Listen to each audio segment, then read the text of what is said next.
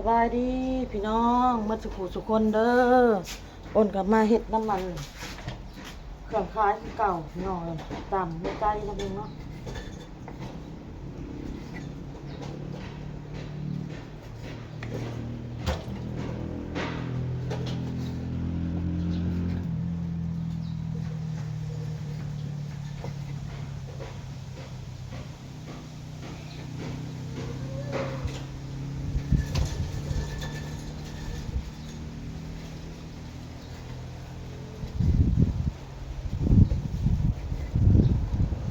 จำไม่ใจไปคล้ายคือเก่า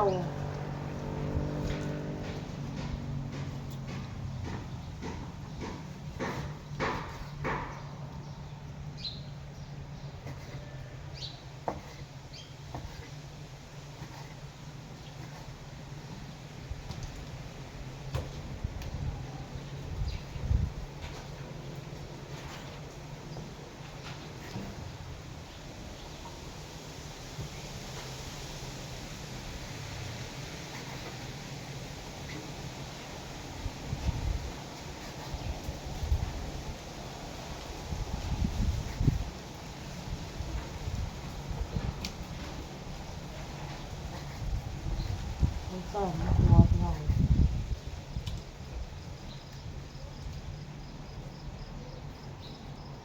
บอลเอ้ยบอล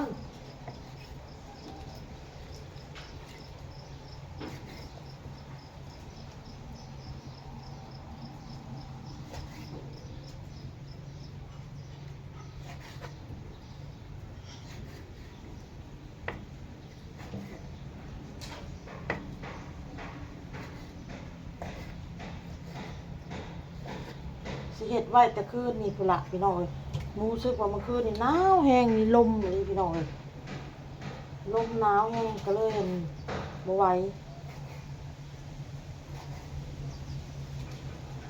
บ่ได้เฮ็ด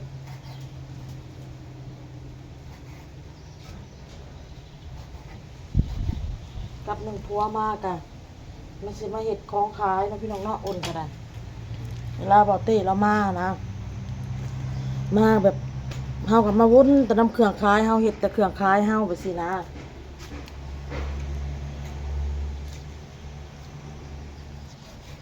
ก็เลยว่าเอ้ากับมันหนาวแน่ก็เลยว่ามื้ออื่นเช้าจังเฮ็ดเอาเฮ็ดแล้วจักโมงไปขายจักโมงก็แล้วจึงเอาไปขาย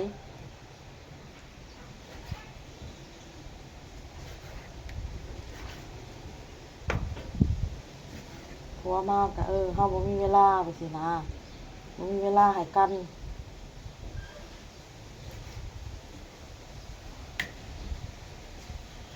เลยมื้ออื่นมาเฮ็ดเอา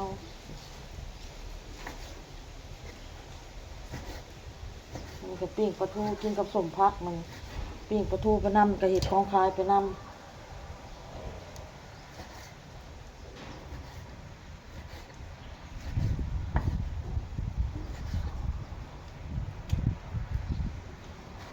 น้องบอลน่ะนะพี่น้องจักข่อยสิเฮ็ดแนวใดกับเรา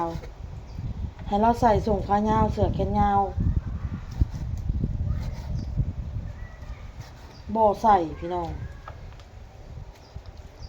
มี FC เพิ่นติมาตักเตือนน่ะมานะบ่แม่นหยังเพิ่นเว้าก็แม่นความเพิ่นได้พี่น้องเอ้ยตัวน้อยเจ็บเป็นมาแล้วมันสิยากแล่นว่าวเซ้ยมื้อเช้านี่ป้าข่อยล่ะว่าบ่เอ้ยเจ้าบ่หนาวบ่ลูกเจ้าบ่หนาวบ่เราว่าเราบ่หนาวทั้งลมทั้งหนาวเราว่าบ่หนาวป้าบ่ก็ยอมเราพี่น้องมาใส่เครื่องมานุ่งเครื่องให้ข่อยเห็นอยู่นี่ข่อยว่ามาแล่นได้ซบสิส่งขายาวคักแน่เสื้อแขนยาวคักแน่พี่น้องพ่อเขาไปจอบเมืองบัดนี้แหละแก้ออกแล้วส่งขายาวเสื้อแขนยาวแก้ออกแล้วบ่ได้นุ่งแล้ว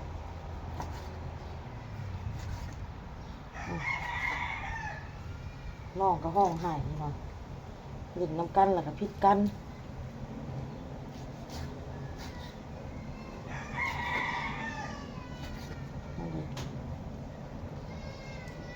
เสียงไห้ หากันหนึ่งข่าวแล้วแล้วก็ปิ้งปลาทูพี่น้องกินกับสมพัก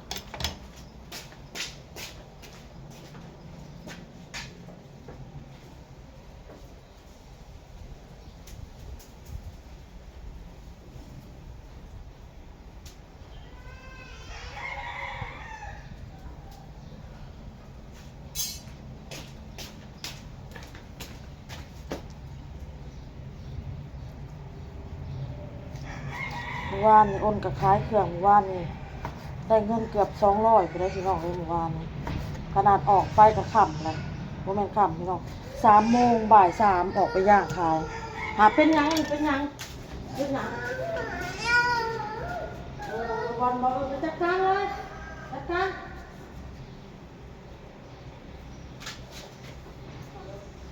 บอลเอ้ยบอลบอล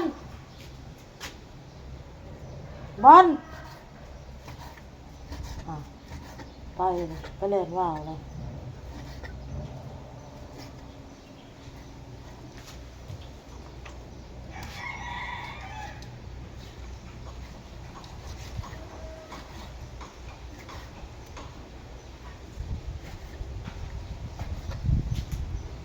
บรินเท่าเด้อลูกเด้อบรินเท่าเด้อแล้วว่าเราใส่เสื้อแขนยาวหนุ่งส่งขายาวเลยแล้วว่าเรามุดมัดเด้อพี่น้องเด้อขอถามเราแล้วว่าเรามุดมัดน้องบอล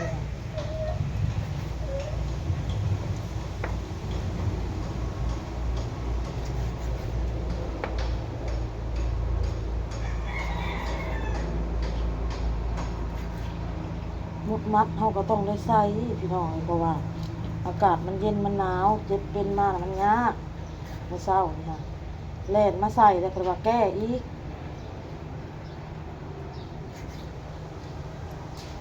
ลูกผู้ใดเนี่ยเป็นคือลูกข่อยพี่น้องเอ้ยไปแล้วไปเล่นว่าวแล้วสงสัยน้องไห้แล้วไปน้ำเลยอัดตู้หัวบ่ให้น้องออกไปน้ำน้องก็เลยไห้มาฟ้องแม่บัดนี้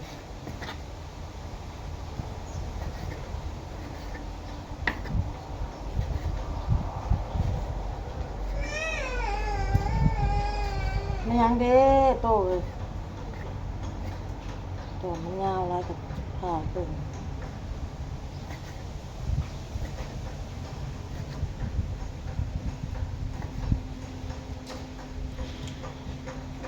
สีฟ้าเห็ดฟ้าแล้วสีฟ้าออกก็ตะเว้นมันไม่ยังไม่ยังเป็นยังไม่ยังแล้วเป็นยังเป็นยังเดี๋ยวเอาไปใส่เล็กขีด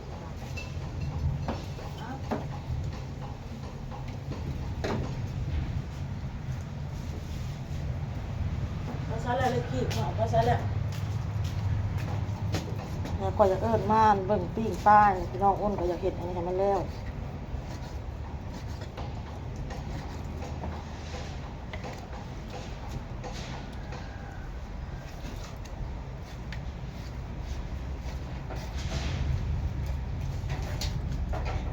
ตอนเราเห็ดกินเขากะเห็ดของคายเป็นน้ำพี่น้องโอ้มือสิเป็นน้ำก้อนเย็นเลยบ่เล่นน้ำเด้อหนาวเด้ออุ้ยเด้อ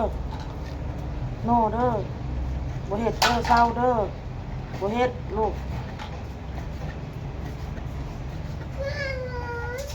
บอลเอ้ยเบิ่งปิ้งป้าให้แม่แน่เป็นยังคือบ่ดุงเสือแขนยาวส่งขายาวยังคือไปแก่เลยบอกพอบอกให้เจ้านุ่งส่งขายาวเสือแขนยาว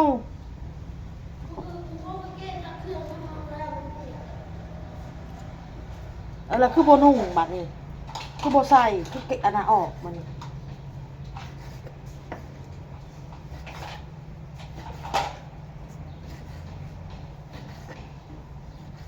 ขอถามเราเลยแล้วว่าเราบ่หนาว1มาแล้วว่าเราบ่หนาวหนาวอยู่แต่ว่าหนาวน้อยหนึ่งแล้วว่ะ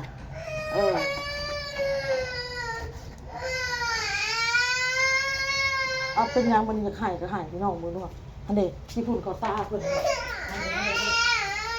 อันนี้อย่าเล่นเท่าของเราเล่นเท่า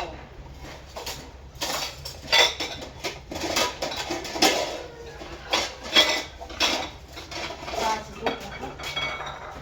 ไปนั่งท่าอยู่โต๊ะไปนั่งท่าอยู่โต๊ะเด้อปิ้งปลาชุกเด้อปิ้งปลาชุกได้จักน้อยได้หนุ่งเอาเสือเสือแขนยาวส่งแขนยาวค่ะปิ้งปลาเดี๋ยวนะชุกแล้วก็กินข้าวก็กินข้าวกับน้องค่ะลูกเอ้ยแล้วเรียกแล้วงานแล้วก็จะเล่นแม่ให้เล่นอยู่ดอก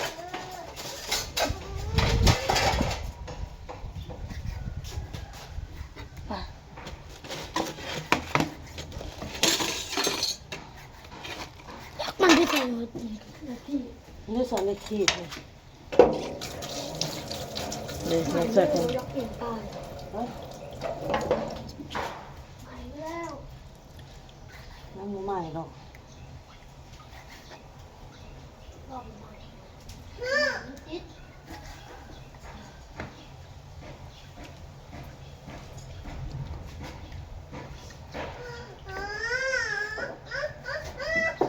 มีงานมาดิมีงานอันนี้นะลูกกันนะอยู่ในอยู่เพื่อนผัดเห็ดของข้าของท้ายแอบสอนนั่นนี่นะออกไปนอกแล้วปกเป็นห่วงนิดนึงยานแหลมสลบจะล่างเบิ่งเอาหนึ่งพี่น้องด้วยสิหนึ่งยังอยากกินข้าวเหรอฮะ ดูแลทุกนี่แบบทุกนะอันนี้มันกินอยู่นะ เอามาเอาจานมามันชุกเลยนี่ค่ะเนี่ยเอาจานมาไง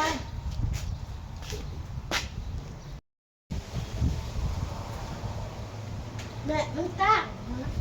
แต่ไม่กินอยู่แม่กินจะบอกเชื่อ มาลูกเข่านะ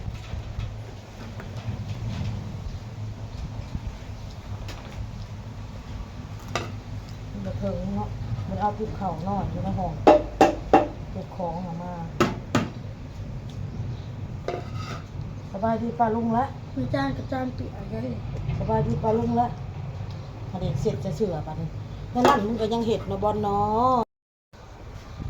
สบายดีเด้อพี่น้องเด้อมาปันนี้กินข้าวได้กันไหมป้อนข้าวลูกโตเนาะ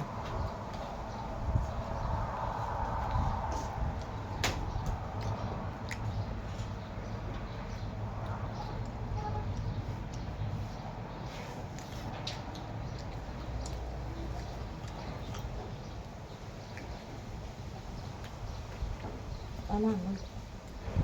นี่ท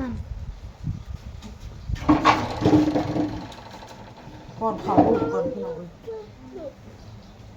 ป้อนข้าวลูกข้าวเต้าก่อน ำเจีย ตื่นมางมแต่น้ำว่าวจักสิเห็ดจะไหนแต่ละมือ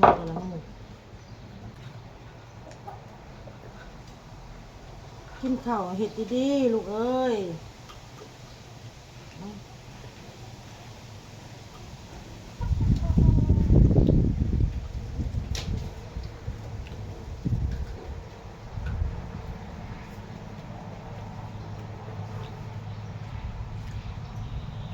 ต้มหูพักพุดแล้วนั่นเอง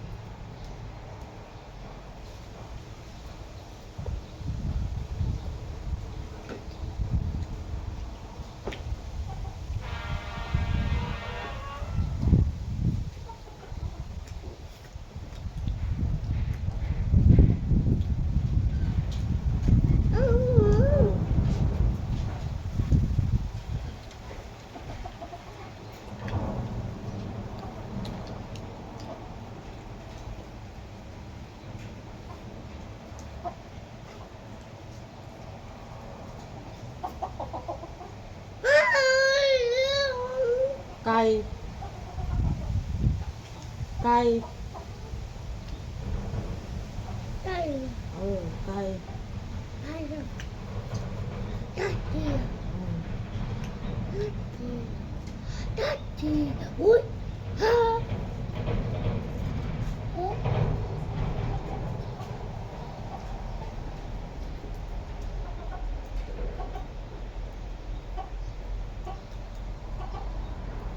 นี่กินข้าวให้ว่าอ้ำ อืม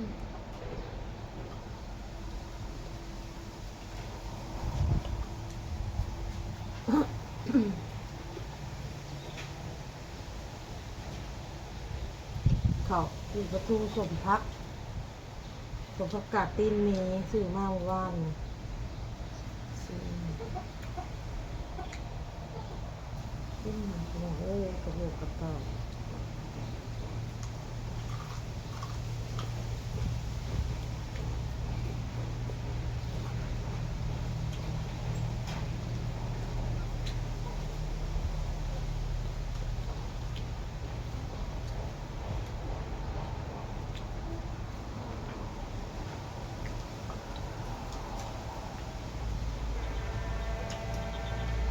ผ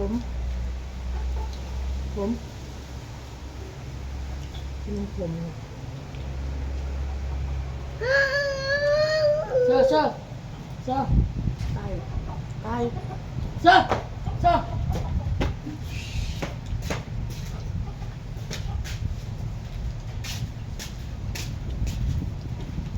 อย่าส่อแล้ว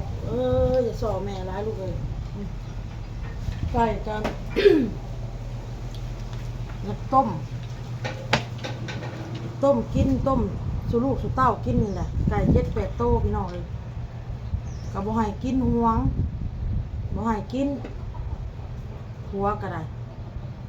ตะกี้ไก่มี3 โตข่าให้กิน2 โตยังเหลือตัวหนึ่งจงตัวหนึ่งไว้บัดนี้ไก่มีตั้ง7-8 โตอีกแม่หนึ่งนะมันเบาะได้ลูก9 โต 8 โตสิปั้นก็อ้นสิปั้นเหืออ้นพี่น้องเลยปั้นที่แรกมันเพิ่นว่าสิขอปั้นน้ำคูหนึ่งบ่เต้ว่าเอายังคูหนึ่งเอา2 คูโลดเอา4 โตให้ป้า4 โตว่ะบัดให้มันง่ายเลยเล่าสิอันแยกออกก็แยกแล้วแต่เล่าสิเลี้ยงไปนำกันก็เลี้ยงเราอ่ะไก่โตมันเบาะใหม่เด้พี่น้องพี่อ้นถ่ายให้เบิ่งเด้เอาว่าพื้นโตมันใหญ่งามเสื้อได้แม่ไล่ลูกเสื้อ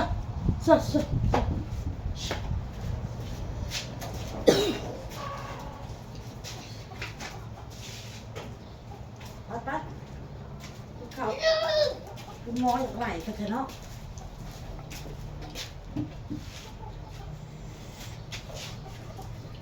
กำลังใหญ่เลยสัมกระปั้นเนี่ยไก่เมลูกอ่อนเนี่ยไก่ตัวมันใหญ่เนี่ยอ่อนมาขาแล้วคั่วไว้จะ2 โตขอตู้ไว้เห็ดสุลูกสุเต้ากินบอกกับเพลงป้าให้มันใหญ่อันให้มันอะไรก่อนมันออกแม่แพร่ลูกก่อนวะเลือกไก่ผูจะโตนี่1 2 3 4 5ไก่ผู5 โตไก่แม่3 โตหน่อย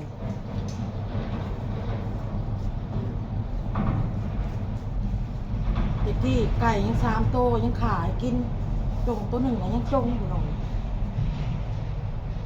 กิน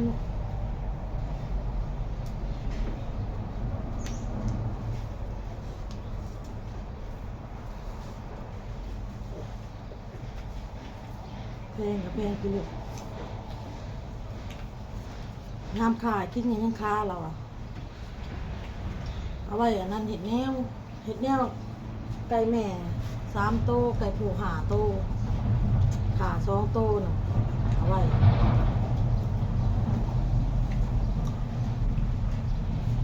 ้เห็ดให้ลูกให้เต้ากินนั่นแหละพี่น้องเลยก็แบ่งไว้กิน4 คาบสมมติว่าไก่2 โตก็ไว้กิน2 คาบ4 คาบแบ่งครึ่งคาบหนึ่งคาบที่2ก็กินอีกครึ่งหนึ่ง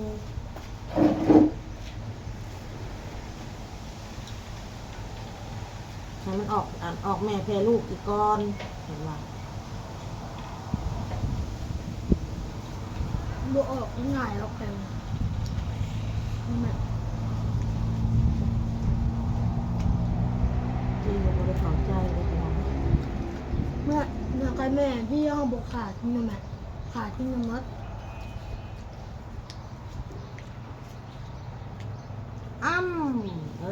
กินข้าวหลายๆถึงจะสอได้แอบ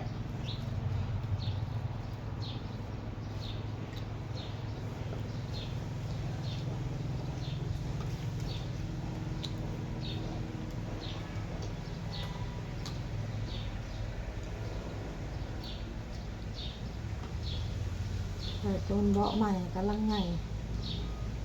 ฟันเอื้อยน้ำพี่น้องเอ้ย น่าเอา เอื้อยน้ำมันจะไปกินข้าวกินน้ำไปพูดไปสารวนเราไปกับปั้นเอื้อยพี่น้องเลย